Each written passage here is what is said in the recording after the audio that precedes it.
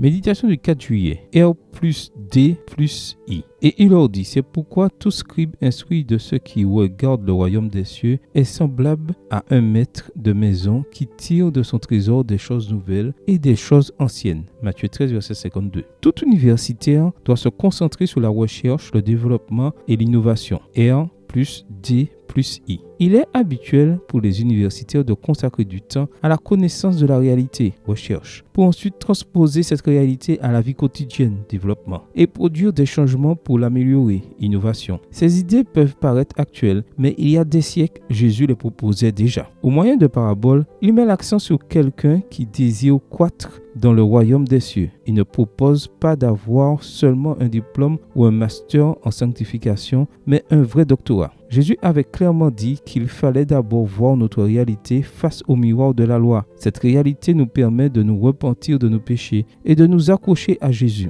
Une étape de recherche nécessaire. Paul mourait chaque jour en Christ, voir 1 Corinthiens 15, verset 31, et se sentait renouvelé. Il avait aussi précisé qu'on devait progresser vers un caractère semblable à celui de Jésus. Ce processus de développement est vital et nous l'appelons sanctification. Il ne consiste pas à faire de nous des moralisateurs, mais à nous faire grandir dans la foi, en étant chaque jour plus confiants, plus croyants et beaucoup plus cohérents. Mais il y avait beaucoup plus. Il proposait d'acquérir les compétences d'un scribe instruit concernant le royaume des cieux. Il ne parlait pas d'avoir l'étiquette de docteur, mais la capacité d'en tirer des trésors très précieux. Des trésors seront ceux de toujours, et il faut être sage pour savoir discerner ce qui est réellement important de ce qui est hérité. Et d'autres seront des innovations, et il faut être très sage pour ne pas proposer des théories incohérentes et déstabilisatrices. Comment nous y prendre ? Paul, en parlant de ce sujet, nous conseille de commencer par mettre notre fondement en Christ et non en nos théories personnelles.